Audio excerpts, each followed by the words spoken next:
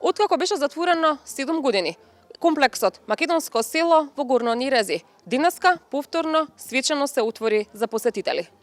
Посетителите кои ќе одлучат да го посетат Македонското село во Нерези, ќе се потсетат на животот во Македонија во минатото, но и ќе се релаксираат со вкусна храна, соби со поглед на градот и чист воздух. Директорот на службата за општи и заеднички работи Ивица Томовски очекува со отворањето на објектот да има зголемен број на туристи во градот. До комплексот има и автобуска линија, но истата е нередовна. Очекувањата на надлежните се дека ќе се воспостави редовна автобуска линија со доаѓањето на нов градоначалник на град Скопје.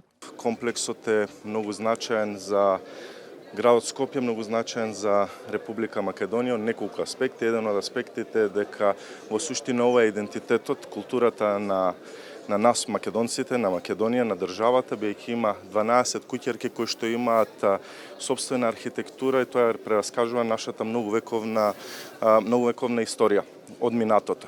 Македонското село кое се наоѓа на падините на Водно доби нов концесионер, кој во следните 15 години ќе раководат со комплексот. Целта наша е да го претвориме комплексот во едно автентично туристичко место кое што повторно ќе биде ставено на мапата за туристички дестинации, за домашни и странски туристи и посетители.